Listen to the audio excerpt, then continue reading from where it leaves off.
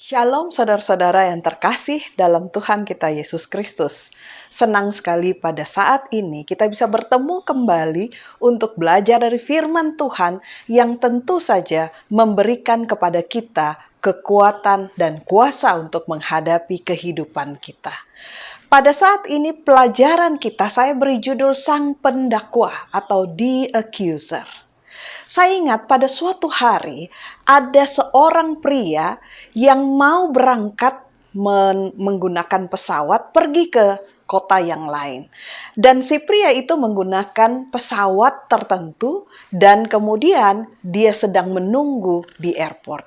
Dan pada waktu dia mengecek jamnya, rupanya masih ada sedikit waktu di mana dia bisa menikmati waktu sambil membaca buku. Dan dia memutuskan untuk mampir di salah satu toko yang ada di airport untuk membeli kue coklat atau cookies coklat. Dia masuk ke toko itu, dia beli sekantung kue coklat, dan kemudian dia mencari tempat duduk, mengeluarkan bukunya, dan dia sibuk terbenam di dalam bacaannya. Pada waktu dia saking asiknya membaca dari bukunya, lama-kelamaan dia baru sadar bahwa ada sesuatu yang terjadi. Pada waktu dia ambil satu cookies coklat dari kantung kue yang tadi dia beli itu, dia ambil satu, rupanya di sebelahnya ada seorang ibu yang setiap kali ketika diambil satu keping kue coklat, ibu itu pun memasukkan tangan di dalam kantung kue coklatnya dan kemudian juga mengambil satu. Setiap kali dia ambil satu, ibu itu juga ambil satu. Dia mulai kesel di dalam hati. Aduh, siapa sih ibu ini? Mengapa dia begitu kurang ajar mengambil kue coklat, cookies coklat milik saya? Dan ketika mereka sibuk memakan satu persatu kue coklat itu, kemudian di dalam kantung itu akhirnya tertinggal satu cookies coklat. Si pria ini menunggu, penasaran, hendak menunggu apa yang akan dilakukan oleh ibu ini. Dan ibu itu kemudian mengulurkan tangannya masuk ke dalam kantung kue coklat itu, dan kemudian satu cookies coklat itu dibagi dua oleh ibu itu, setengah diberikan kepada pria itu dan setengah lagi dimakannya. Ini benar-benar membuat si pria ini menjadi sangat kesal, sangat jengkel. Dia kemudian segera memasukkan bukunya ke dalam tasnya kembali, dan pas saat itu ada pengumuman untuk boarding, masuk ke dalam pesawat. Dalam hatinya kesal sekali. Kenapa ibu itu begitu tidak tahu diri? Mengapa ibu itu mencuri kue yang adalah milik dia? Dia segera memasuki pesawat dan kemudian dia duduk di nomor kursi yang sudah ditentukan. Dan pada waktu itu dia membuka tasnya untuk mengambil buku karena dia hendak melanjutkan bacaan dari buku tersebut. Ketika dia membuka tasnya, hendak mengambil buku itu, dia sangat terkejut karena rupanya di dalam tasnya ada satu kantong cookies coklat.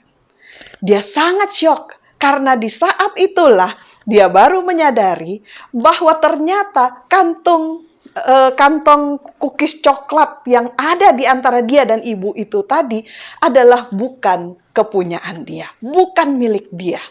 Jadi semua tuduhan dan dakwaan dia yang tadinya membuat dia jengkel kepada ibu itu sebetulnya adalah dakwaan yang tidak beralasan karena ternyata kantong itu bukan miliknya. Jadi dia sangat sedih ketika dia menyadari bahwa sesungguhnya bukan ibu itu yang menjadi pencuri, bukan ibu itu yang tidak tahu diri, tetapi dialah yang adalah pencuri dari cookies coklat itu, dan dialah yang tidak tahu diri dan tidak berterima kasih karena sesungguhnya kantong kue coklat itu adalah milik dari ibu itu. Saudaraku yang terkasih, apakah ini juga hal-hal serupa ini yang terjadi di antara umat-umat Tuhan di masa kini, di mana kita hidup saat ini, di mana kita sering kali mau mendakwa orang lain tanpa menyadari kesalahan kita sendiri? Pertanyaannya saat ini, saudara, dari manakah asalnya roh yang suka mendakwa ini. Saudara, sebelum kita lanjutkan, mari kita tunduk kepala, kita berdoa. Ya Tuhan Bapa kami yang di surga, saat ini ketika kami akan belajar firman Tuhan, kami mengundang agar Roh Kudus-Mu hadir bersama-sama dengan kami, memberikan kami hikmat dan tuntunan, agar kami dapat memahami apa yang ingin Engkau sampaikan bagi kami. Bukan untuk membuat kami lebih pintar terhadap Alkitab, tetapi menegur kami agar kami bertobat, terutama dari roh yang suka mendakwa. Hadirlah bersama kami Tuhan, dan taruhlah perkataan-Mu di mulut hamba-Mu ini, supaya hamba-Mu dapat berkata-kata hanya sesuai dengan apa yang Engkau kehendaki. Terima kasih ya Tuhan. Di dalam nama Yesus kami berdoa dan mengucap syukur. Amin. Saudara, mari kita kembali ke waktu yang silam, di mana Alkitab mencatat di dalam Wahyu pasal 12 ayat 7-8. Wahyu 12 ayat 7-8 memberitahukan demikian. Maka timbullah peperangan di sorga. Mikael dan malaikat-malaikatnya berperang melawan naga itu. Dan naga itu dibantu oleh malaikat-malaikatnya. Tetapi mereka tidak dapat bertahan. Mereka tidak mendapat tempat lagi di surga. Saudara, dari ayat ini kita tahu bahwa waktu zaman dulu, waktu dahulu kala asal mulanya, ada peperangan yang terjadi di sorga. Tentu saja kalau berperang ada dua pihak. Ayat tadi mengatakan bahwa pihak pertama adalah Mikael dan malaikat-malaikatnya. Sedangkan pihak yang kedua, yang pihak lawan, adalah naga dan malaikat-malaikatnya. Mereka berperang. Pertanyaan kita sebetulnya adalah bagaimana caranya malaikat itu berperang? Kalau manusia yang berperang mungkin bawa pedang, bawa senapan, bawa bom ya. Tetapi kalau malaikat berperang itu bagaimana caranya? Nah, mari kita cari jawabannya. Wahyu 12 ayat 9 mencatat bahwa dan naga besar itu, si ular tua yang disebut iblis. Jadi iblis yang disebut naga itu adalah iblis atau setan yang menyesatkan seluruh dunia, dilemparkan ke bawah. Ia dilemparkan ke bumi bersama-sama dengan malaikat-malaikatnya. Dengan kata lain, di sini kita mengetahui bahwa ternyata cara mereka berperang atau cara pihak musuh melawan atau berperang melawan Tuhan adalah dengan cara penyesatan. Senjata setan yang dia gunakan untuk melawan pemerintahan Allah, Tuhan Allah, yang adalah pencipta dan pemilik alam semesta ini, adalah dengan penyesatan. Kata asli setan itu berasal dari kata Gerika, yang juga berarti musuh atau lawan. Pertanyaan berikutnya adalah, bagaimana caranya setan menyesatkan seluruh dunia? Wahyu 12 ayat 10 mengatakan, dan aku mendengar suara yang nyaring di sorga berkata, sekarang telah tiba keselamatan dan kuasa dan pemerintahan Allah kita dan kekuasaan Dia yang diurapinya. Karena telah dilemparkan ke bawah pendakwa saudara-saudara kita yang mendakwa mereka siang dan malam di hadapan Allah kita. Jadi saudara, dari sini kita bisa melihat bagaimana caranya iblis menyesatkan. Yaitu dengan mendakwa, membisikkan dakwaan, membisikkan pikiran-pikiran yang mendakwa.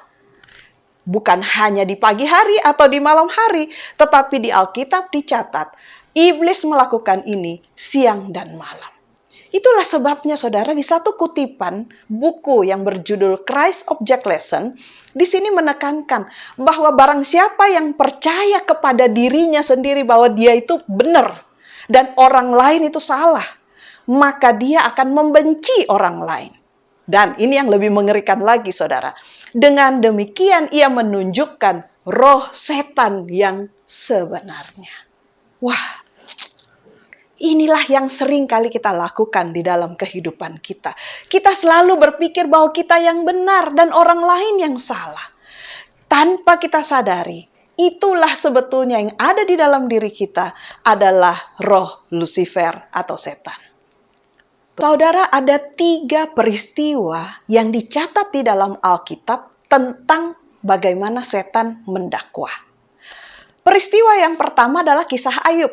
Tentu saja kita sudah tahu cerita tentang Ayub. Di dalam cerita tentang Ayub paling tidak ada 1 pasal, yaitu Ayub pasal 1 tentang bagaimana setan mendakwah dalam kasus Ayub. Kisah yang kedua adalah di dalam kitab Zakaria. Di dalam kitab Zakaria ini adalah kisah tentang Yosua si imam besar. Di situ ada keterangan beberapa ayat. Dan kemudian yang ketiga adalah di dalam kitab Yudas, yaitu tentang cerita tentang mayat Musa. Hanya ada 1 ayat di dalam cerita itu. Mari kita lihat lebih jelas ketiga peristiwa atau cerita ini. Dakwaan pertama adalah yang ditujukan kepada Ayub. Saudara, mari kita buka Alkitab kita dari Ayub pasal 1 ayat 6 sampai 12. Saya tidak akan bacakan semua, tapi ada beberapa ayat yang saya akan bacakan agar kita dapat memahami apa sebetulnya dakwaan yang ditujukan kepada Ayub. Di dalam Ayub 1 pasal 7 tertulis demikian. Maka bertanyalah Tuhan kepada iblis, "Dari manakah engkau?" Lalu jawab iblis kepada Tuhan, "Dari perjalanan mengelilingi dan menjelajah bumi." Wah, sepertinya iblis ini sombong sekali ya sama Tuhan. Tuhan tanya, "Kamu dari mana?" "Dari jalan-jalan di seluruh bumi." Setan sebetulnya sedang mengklaim bahwa saya lagi sedang berjalan-jalan berkeliling di wilayah kekuasaan saya. Pada waktu Tuhan bertanya, apakah Tuhan tidak tahu setan dari mana? Tentu saja Tuhan tahu. Tetapi di situ Tuhan mau menegaskan dan terutama menegaskan kepada kita bahwa pekerjaan si iblis atau setan adalah berkeliling mencari mangsa yang hendak dijatuhkannya. Nah, hal ini sejalan dengan apa yang dicantumkan di dalam 1 Petrus 5 ayat 8. Di situ disebutkan bahwa sadarlah dan berjaga-jagalah. Lawanmu si iblis berjalan keliling sama seperti singa yang mengaum-ngaum dan mencari orang yang dapat ditelannya. Itulah yang dilakukan iblis ketika dia berkeliling seluruh dunia ini mencari orang yang dapat didakwanya. Dakwaan yang pertama dari kisah ini adalah begini. Manusia itu lemah terhadap pencobaan. Saudara, waktu iblis berkeliling, Tuhan katakan, "Kamu sudah lihat hamba saya Ayub? Dia itu setia, dia itu saleh, dia itu jujur." Dan iblis bilang apa? Apa dakwaan iblis? "Ya jelas saja Tuhan, dia itu saleh, jujur, dan kemudian dia orang baik. Karena dia kan kaya.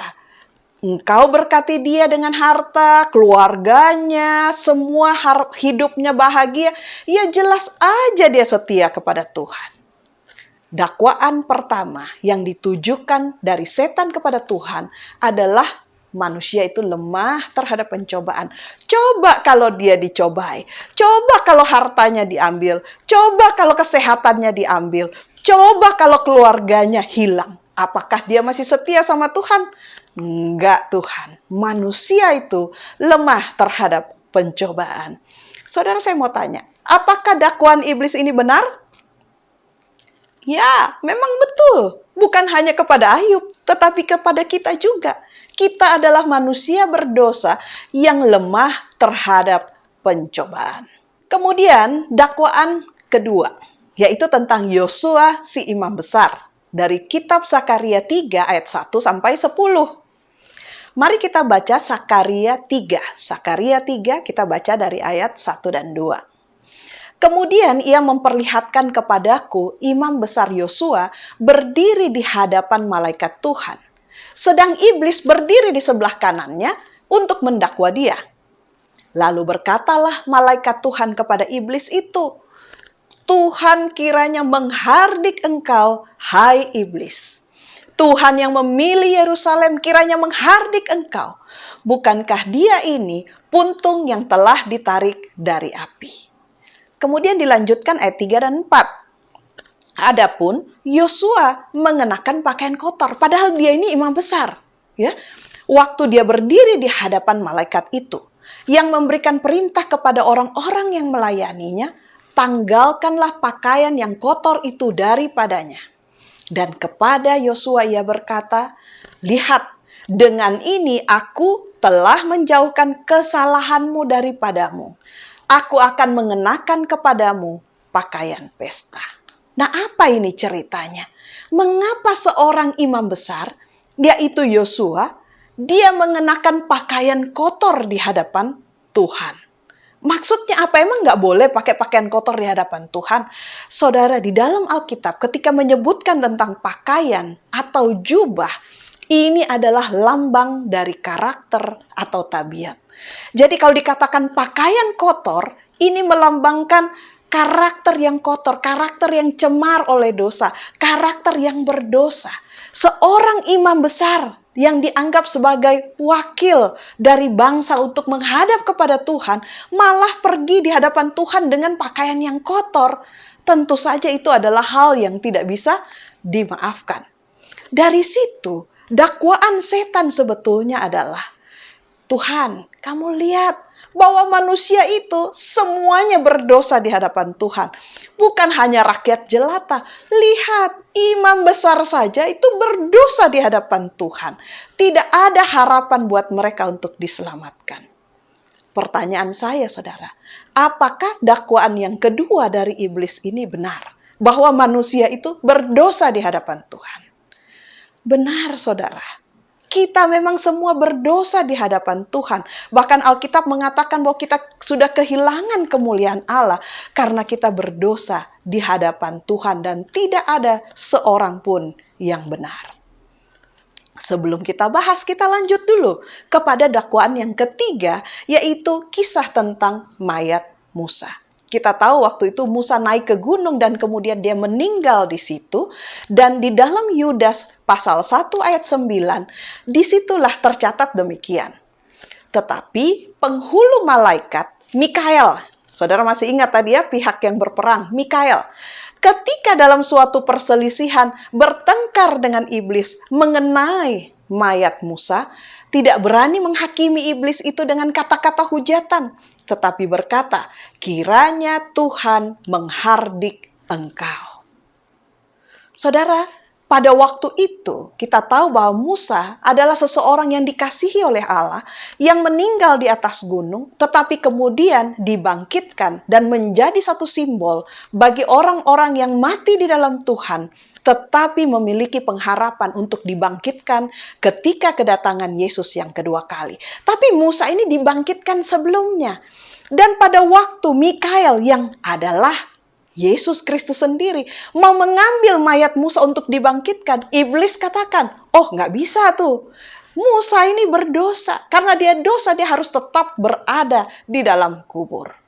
Saudara bisa bayangkan peristiwa ini terjadi suatu perselisihan antara Mikael, yaitu Kristus, ya, dengan setan ketika Kristus akan mengambil Musa dari kuburnya. Dakwaan yang ketiga adalah setan mau katakan kepada Tuhan, khususnya kepada Yesus. Karena Musa ini berdosa, karena manusia berdosa, dia harus tetap di dalam kubur, dia harus tetap mengalami maut. Pertanyaan saya, saudara, apakah dakwaan ini benar? Benar ya, saudara ya? Karena kita berdosa, Roma 6 ayat 23 katakan, sebab upah dosa adalah maut. Karena manusia yang berdosa harus mati. Nah, saudara, dari 3 dakwaan ini, kita bisa melihat ada 3 hal yang diserang oleh setan. Setan mengatakan bahwa manusia itu lemah terhadap pencobaan. Dan itu benar. Dan karena dia lemah, pasti kalau digoda itu pasti berdosa. Dan karena dia berdosa, dia harus mati. Jadi saudara, kalau kita percaya terhadap dakwaan setan ini, yang menurut pikiran kita ini benar, maka hidup kita itu akan sangat mengerikan. Mengapa? Karena dakwaan setan kan 3 ya tadi ya, berdosa, bahwa kita itu berdosa. Maka kita akan membiarkan rasa bersalah terus menghantui kita. Rasa bersalah dari masalah-masalah yang ada di masa lalu. Yang kedua, dakwaan setan bahwa kita itu lemah terhadap pencobaan. Ini adalah masalah kita masa kini. Setiap hari, setiap saat kita digoda dan dengan mudahnya kita jatuh ke dalam pencobaan. Setan juga mengklaim karena kita berdosa, kita harus mati. Ini adalah masalah yang kita hadapi di masa datang. Setiap orang dari kita, cepat atau lambat akan menghadapi kematian. Dan yang lebih mengerikan saudara, karena semua dakwaan setan ini benar. Tapi Mikael, yaitu Yesus Kristus sendiri berkata bahwa kiranya Tuhan menghardik engkau. Artinya, setan, kamu bohong. Engkau berbohong. Kenapa setan berbohong? Atau mengapa dakwaan setan ini dapat dipatahkan? Adalah ketika Yesus Kristus datang ke bumi untuk menjadi manusia.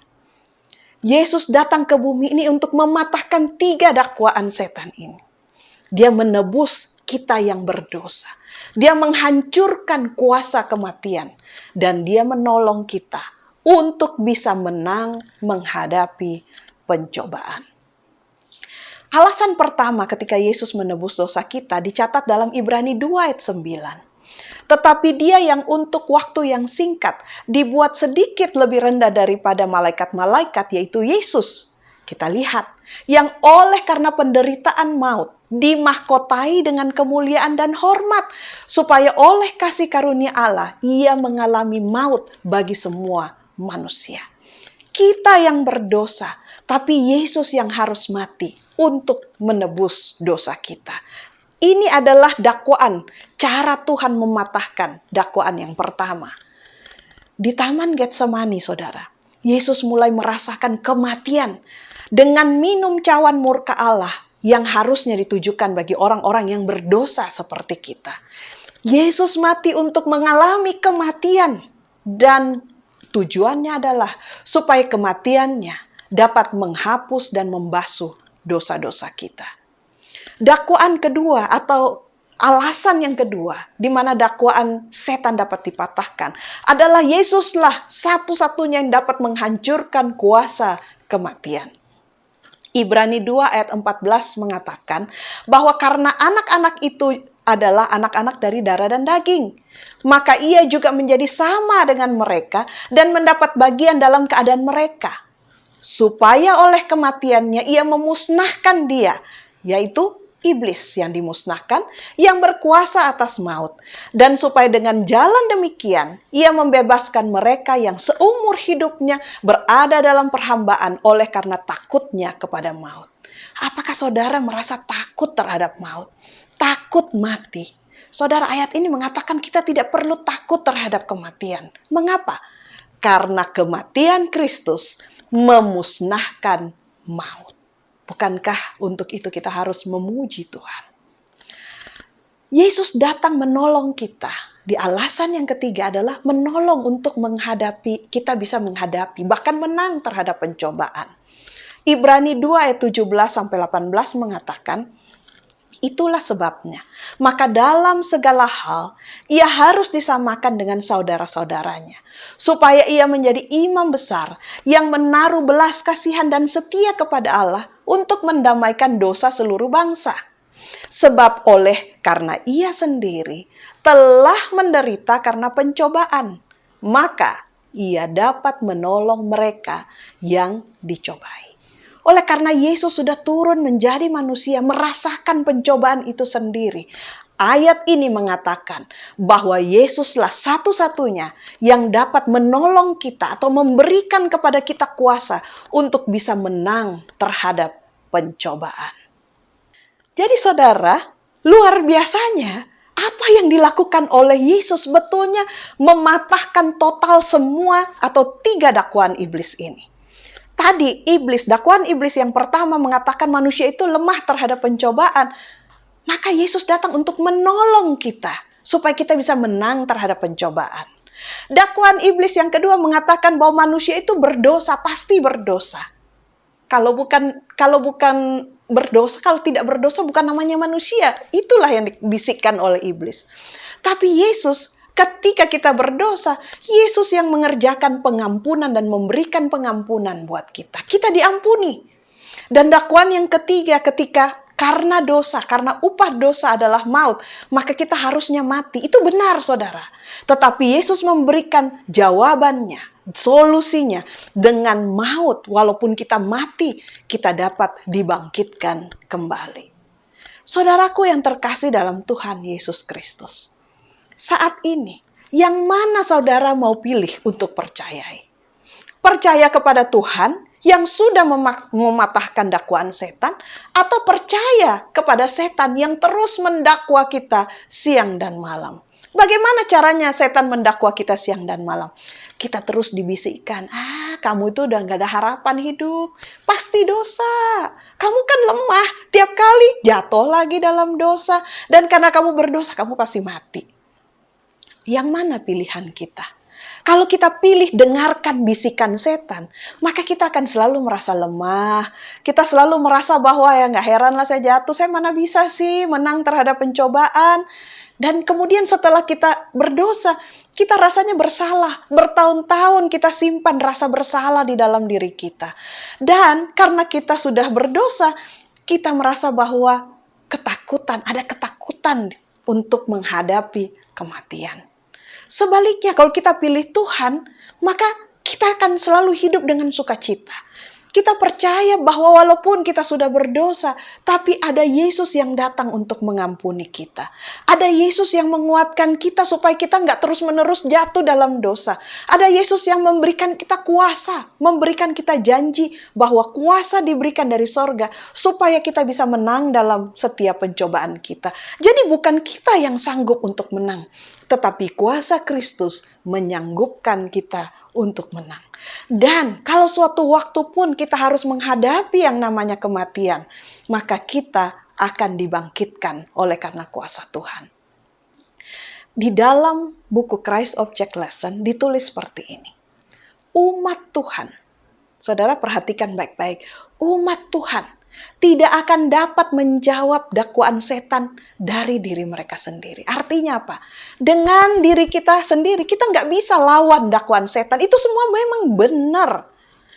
Tapi saat mereka memang melihat diri sendiri, mereka sudah putus asa, siap putus asa, nggak ada harapan. Tapi saat mereka memohon kepada pembela ilahi, mereka memohon jasa penebus. Tuhan kita yang adalah benar dan juga membenarkan orang yang percaya kepada Kristus, itulah yang akan menolong kita. Dan dengan keyakinan, anak-anak Tuhan berseru kepadanya, kepada Yesus Kristus. Untuk apa? Supaya Yesus Kristuslah yang membungkamkan dakwaan setan dan membuat tuduhannya menjadi tidak berarti. Berikanlah keadilan atas musuhku, itu yang kita serukan kepada Tuhan. Itulah yang kita doakan. Dan dengan pernyataan salib yang kuat, Kristus mendiamkan sang pendakwa yang berani itu. Saudara, luar biasa saudara. Kita ini nggak bisa membuat setan itu diem. Kita nggak bisa jawab, karena memang benar. Tetapi hanya Kristus yang bisa datang di tengah-tengah dakwaan setan itu dan mengatakan bahwa Tuhan menghardik engkau, hai iblis. Seperti yang dikatakan dalam kasus-kasus sebelumnya.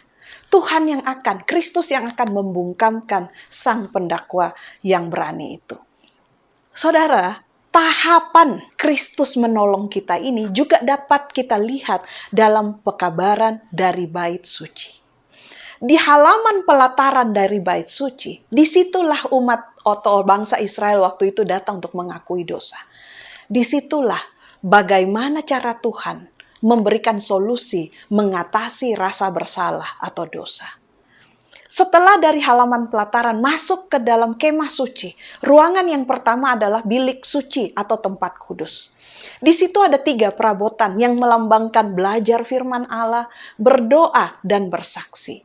Disitulah Tuhan sebetulnya memberikan petunjuk bahwa untuk bisa mengatasi pencobaan, kita perlu untuk tekun dalam belajar firman Tuhan, berdoa, dan menjadi saksi. Tahapan berikutnya, Kristus melayani masuk ke dalam bilik yang maha suci atau tempat maha kudus.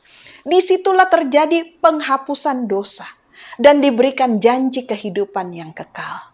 Dan itulah suatu janji bahwa kita akan dibangkitkan dari maut. Saudara, dari 3 tahapan ini, Yesus membuktikan bahwa Dia akan menolong kita untuk menghadapi dakwaan-dakwaan setan. Pertanyaannya saat ini hanyalah apakah saudara mau menjadikan Yesus sebagai pembela kita menghadapi dakwaan setan. Saat ini saudara, kalau saya tanya setelah kita sudah belajar bahwa Yesus mematahkan semua dakwaan setan ini, pertanyaan saya, apakah kita masih punya masalah di dalam hidup kita? Ya, mungkin kita masih punya masalah keuangan, kita masih punya masalah hubungan dan lain-lain. Tetapi masalah kita yang terutama, 3 masalah kita yang terutama di dalam hidup ini telah diselesaikan oleh Yesus. Dosa, Yesus yang adalah masalah masa lalu. Yesus yang selesaikan, Dia tebus dosa kita saudara. Dia bersihkan sampai dikatakan bersih seperti salju.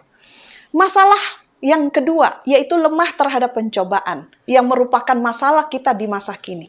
Apa yang Yesus lakukan? Yesus berjanji bahwa Dia akan memberikan kuasa buat kita, untuk kita bisa menang terhadap pencobaan. Bukan dengan kekuatan kita sendiri, tetapi dengan kuasa kasih karunia Kristus yang sudah mati buat kita. Masalah kita yang ketiga, kematian. Semua orang takut mati, tidak tahu kita kemana.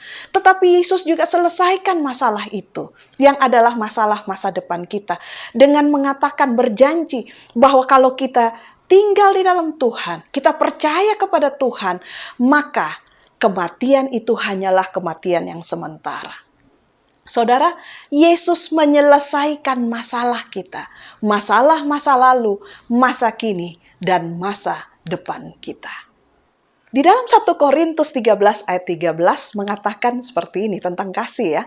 Demikianlah tinggal ketiga hal ini, yaitu iman, pengharapan, dan kasih. Dan yang paling besar di antaranya adalah kasih. Saudara, mengapa kasih yang terbesar? Saudara, iman kita adalah karena apa yang Tuhan kita sampai di sini saat ini adalah karena apa yang Tuhan sudah lakukan buat kita di masa yang lalu. Pengharapan kita adalah atas apa yang Tuhan akan lakukan bagi kita di masa depan. Kasih kita adalah pengalaman kita setiap hari, setiap saat pada masa kini, saudara. Pada waktu kita nanti masuk ke dalam kerajaan sorga, di gerbang sorga, iman dan pengharapan telah tergenapi. Tetapi kasih akan tetap tinggal karena kasih tidak berkesudahan. Di dalam Wahyu 12, kita kembali lagi ke Wahyu 12 yang awal kita bacakan. Di sini diberikan suatu jawaban yang telak tentang bagaimana manusia dapat mengalahkan dakwaan setan. Apa yang dikatakan? Dan mereka mengalahkan dia, yaitu setan. Oleh apa? Oleh darah anak domba dan oleh perkataan kesaksian mereka. Ada 2 hal saudara, bagaimana caranya umat Tuhan mengalahkan setan. Pertama, dengan mengklaim Yesus sebagai penebus dan juru selamat pribadi kita. Yang kedua, oleh perkataan kesaksian mereka. Apa maksudnya? Oleh kesaksian kita bahwa kita diselamatkan, kita ditolong oleh Yesus. Kita bersaksi, kita mengakui bahwa apa yang kita peroleh saat ini, bahkan hidup kita ditebus oleh Kristus. Karena mereka tidak mengasihi nyawa mereka sampai ke dalam maut. Karena maut pun tidak ada lagi sengatnya ketika kita percaya sepenuhnya kepada Kristus. Salah satu ayat yang saya sangat sukai di dalam Alkitab adalah Daniel 6 ayat 6. Ini berbicara tentang dakwaan. Kita tahu Daniel adalah seseorang yang sangat dipercaya, jujur, sangat saleh, setia kepada Tuhan. Dan kita tahu di dalam jabatan yang tinggi, banyak orang-orang pejabat-pejabat lain berusaha untuk menjatuhkan dia. Tetapi Daniel 6 ayat 6 katakan memberikan keterangan seperti ini. Maka berkatalah orang-orang itu, kita tidak mendapat suatu alasan dakwaan terhadap Daniel ini, kecuali dalam hal ibadahnya kepada Allahnya. Saudara, dapatkah kita menjadi seperti Daniel? Kita hidup saat ini dikelilingi oleh banyak musuh, banyak orang-orang yang berusaha menjatuhkan kita. Bahkan orang-orang yang digerakkan oleh roh setan untuk mendakwa kita. Tapi dapatkah kita hidup dengan suci, dengan murni, dengan setia kepada Allah seperti halnya yang dilakukan oleh Daniel? Jangan memberikan celah sedikit pun bagi setan dan orang-orang lain untuk menemukan kesalahan yang kita lakukan, yang membuktikan bahwa kita tidak setia kepada Allah, kecuali dalam hal ibadah kita kepada Allah kita. Saudaraku yang terkasih, apa yang kita pilih untuk percayai? Apakah kita mau percaya dakwaan setan yang mengatakan bahwa kita itu memang lemah, kita itu berdosa, kita harus mati? Atau yang kita mau percayai adalah janji Tuhan, yang mengatakan walaupun kita lemah, kita ditolong. Yang kita mengatakan walaupun kita berdosa, tapi Tuhan ampuni kita. Yang memang kita harus mati, tetapi kita akan dibangkitkan. Dan kita tidak perlu khawatir atau takut terhadap kematian. Yang mana yang menjadi pilihan saudara? Pilihan ini akan mempengaruhi cara kita hidup. Kalau kita percaya sama setan, kita akan selalu pikir negatif. Kita selalu akan merasa negatif. Kita akan selalu ketakutan, merasa bersalah di dalam hidup. Tapi kalau kita percaya kepada janji Tuhan, maka Tuhan akan menolong kita untuk punya harapan bahwa kita diselamatkan oleh kasih karunia Tuhan. Saat ini saudara, pilihlah yang mana saudara pilih untuk percayai. Tapi bagi saudara yang rindu, mulai saat ini mengambil satu komitmen untuk percaya kepada janji Tuhan. Percaya bahwa Tuhan yang sudah menguatkan, Tuhan yang sudah menebus, Tuhan yang juga membangkitkan kita dari kematian. Kalau saudara percaya dan mau memberikan komitmen untuk percaya hanya kepada Tuhan dan tidak mendengar dakwaan setan, saya undang, mari kita tunduk kepala sama-sama dan kita berdoa. Ya Tuhan Bapa kami yang di surga, saat ini kami datang kepadamu mengakui bahwa Engkaulah satu-satunya penebus kami, Allah yang maha adil dan maha kasih. Ampuni kami Tuhan. Selama ini seringkali kami memang percaya bahwa sebagai manusia kami ini memang lemah, bahwa kami pasti jatuh dalam pencobaan, bahwa kami tidak punya kuasa untuk bisa menang terhadap pencobaan. Dan itu memang benar. Ampuni kami juga Tuhan, karena kami lemah kami jadinya berbuat dosa. Dan ampuni kami Tuhan, karena kami percaya bisikan iblis bahwa karena kami berdosa kami pasti mati.